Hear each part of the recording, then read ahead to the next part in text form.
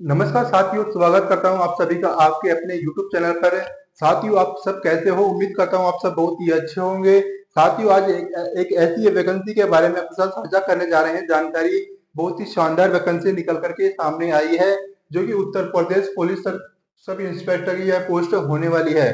उसके बारे में आपको विस्तार से बताने वाले हैं, कितने पदों पर यह वैकेंसी निकल करके आई है, साथ ही आप इसका फॉर्म कैसे भर सकते हो, आपको क्या क्या क्वालिफिकेशन की आपको आवश्यकता होने वाली है। साथ ही आपको बताने वाले हैं कि इस फॉर्म की अंतिम दिनांक, अंतिम तारीख क्या होने वाली है। आज के इस वीडियो में उसके बारे में विस्तार से चर्चा करने वाले हैं। सबसे पहले आपको बता दें कि यह वैकेंसी उत्तर प्रदेश पुलिस सरकार के द्वारा निकाली गई है, क्योंकि एसआई और एएसआई पदों पर यह वैकेंसी निकल करके सामने आई है। बात की जाए तो यहाँ पर कंपटीशन, बहुत ही कम कंपटीशन देखने को मिलता है। अगर बात की जाए पदों के बारे में, तो 537 पदों पर यह वैकेंसी निकल करके सामने आई है। इसके बाद में बात करें सैलरी की, तो सैलरी 29,200 से 1,12,400 तक की सैलरी आपको देखने को मिलने वाली है। अब इसके साथ ही अन्य बेनिफिट भी आपको देखने को मिलते हैं। इसके साथ ही इसका नोटिफिकेशन भी आउट हो चुका है। फॉर्म भरने की अंतिम तारीख है 29 जनवरी। आपको 19 जनवरी से पहले यह फॉर्म भर देना है। कैसे भरना है, किस तरह से भरना है, साथ ही आपको क्या क्या क्वालिफिकेशन की आपको आवश्यकता होने वाली है, साथ ही आपकी कितनी एज होनी चाहिए इस वैकेंसी के लिए, उसके बारे में विस्तार से चर्चा करने वाले हैं। सबसे पहले बात करें यहाँ पर दोस्तों, साथ ही यहाँ पर बात करें आपको वैकेंसी के बारे में, तो वैकेंसी निकल करके आई है police sub inspector confidential, police assistant sub inspector, साथ ही police assistant sub inspector account से।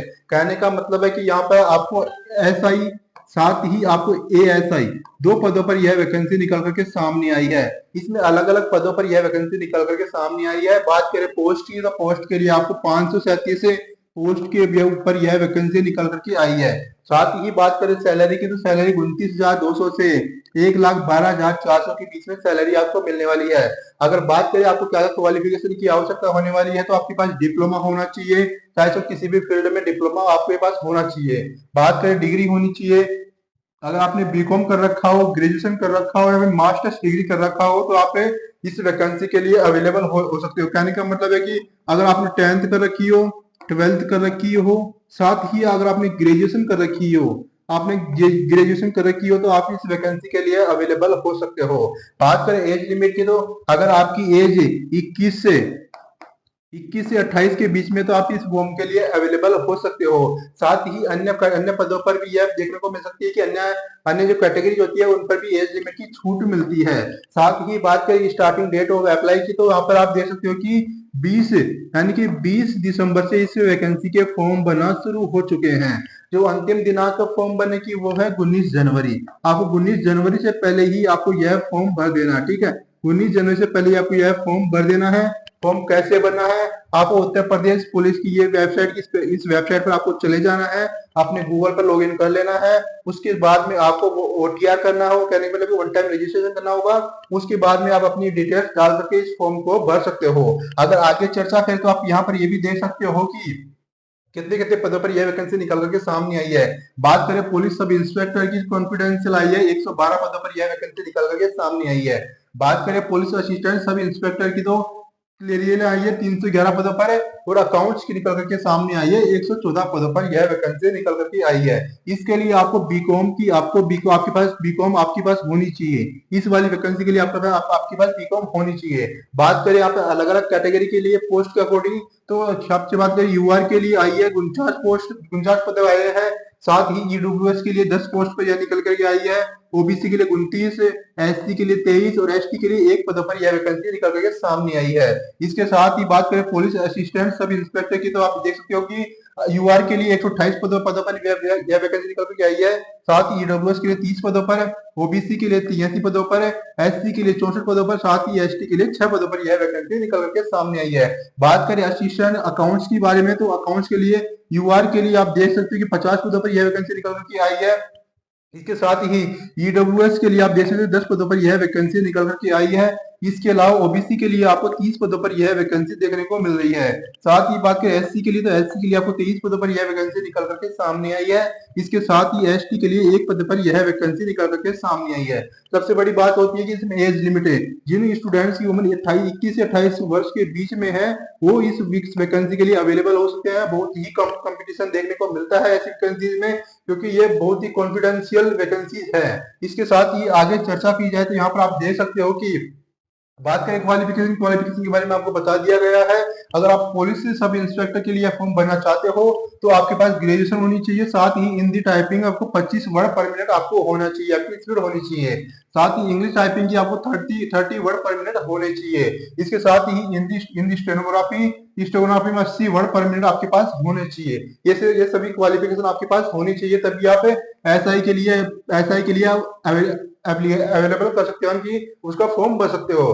बात करें पुलिस असिस्टेंट सब इंस्पेक्टर की, तो आपके पास यहाँ पर देख सकते हो कि आपके पास ग्रेजुएशन होनी चाहिए। साथ ही हिंदी टाइपिंग आपको आनी चाहिए, इंग्लिश टाइपिंग भी आपको आनी चाहिए। साथ ही आपके पास आपको स्टेनो भी आना चाहिए। इसके बाद में बात करें सब अकाउंट्स के बारे में बात करें तो आप यहाँ पर देख सकते हो कि ग्रेजुएशन इन कॉमर्स, कहने का मतलब है कि आपके पास बीकॉम होना चाहिए। इसके अलावा आप यहाँ पर यह भी देख सकते हो कि डिप्लोमा इन अकाउंटेंसी और इक्विवेलेंट हिंदी टाइपिंग 15 वर्ड पर मिनट आपके पास होनी चाहिए। ये सभी के सभी की रिक्वायरमेंट आपके पास होनी चाहिए, सभी क्वालिफिकेशन आपके पास होनी चाहिए, तभी आप इन पदों के लिए अवेलेबल हो सकते हैं, इन पदों के लिए भर सकते हो। अगर आगे चर्चा करें तो आप यहाँ पे देख सकते हो कि आपके पास सैलरी भी मैंने आपको बता दी है कि सैलरी बहुत ही शानदार मिलती है। लेवल 6 की सैलरी मिलती है, जो कि 35,400 से 1,12,400 के बीच में आपको सैलरी मिलने वाली है। साथ ही अलग अलग पदों के लिए अलग अलग सैलरी भी डिसाइड की जाती है। एज लिमिट के भी बारे में बता दिया गया है कि 21 से 28 के बीच में आपकी एज लिमिट होनी चाहिए। इसके साथ ही आपके पास अगर आप ओबीसी से हो, SC ST से हो, तो आपको 5 साल का बेनिफिट भी इसमें देखने को मिल सकता है। कहने का मतलब है कि जो 33 साल की उम्र तक के विद्यार्थी इस फॉर्म को भर सकते हैं, जो ओबीसी SC और ST से हो। तो इसके साथ ही अगर बात करें एक्स सर्विसमैन की, तो 3 साल का उनको बेनिफिट मिलता है। अगर साथ ही अन्य कैटेगरी से हो तो आपको 5 साल का बेनिफिट इसमें देखने को मिलता है। बात करें एप्लीकेशन फीस की, तो एप्लीकेशन फीस के बारे में भी आप देख सकते हो कि जनरल, ईडब्ल्यूएस, ओबीसी की आपको 500 रुपए पे करना पड़ेगा, तो साथ ही SC ST के लिए आपको 400 रुपए पे करना पड़ेगा। इस तरह से आप यह फॉर्म भर सकते हो। अगर आगे चर्चा करें तो आप यहाँ पे ये भी देख सकते हो कि इंपोर्टेंट डेट जो बहुत ही ज्यादा महत्वपूर्ण हो जाती है, इस जानकारी को आपको अवश्य से होते ही याद करना, नोट कर लेना है। कहने का मतलब है कि आपको एप्लीकेशन स्टार्ट हो चुके हैं।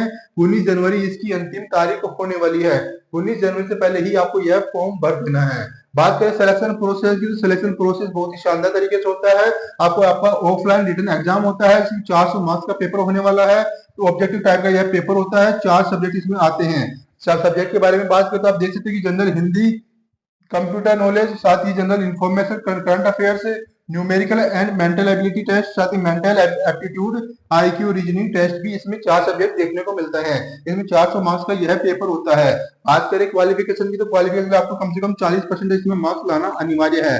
अगर आपके 40% मार्क्स कम आते हैं तो आप इसमें फेल हो जाओगे। अगर आपके 40% से ज्यादा मार्क्स आते हो तो आप इसमें पास हो जाओगे। इस तरह से भी आपको देखना है। उसके बाद में डॉक्यूमेंट वेरिफिकेशन होता है, फिजिकल टेस्ट होता है, साथ ही कंप्यूटर टाइपिंग टेस्ट होता है, स्टेनोग्राफी टेस्ट भी आपको इसमें देखने को मिलने वाला है। साथ ही कैरेक्टर वेरिफिकेशन भी किया जाता है। इस तरह से आपको सिलेक्शन प्रोसेस देख सकते हो। अगर आगे चर्चा की जाए तो आप यहाँ पर ये भी देख सकते हो कि आपको फॉर्म कैसे भर सकते हो। सबसे पहले आपको वेबसाइट पर जाना है। वेबसाइट जाकर के आपको OTR करना है, मतलब वन टाइम रजिस्ट्रेशन करना है।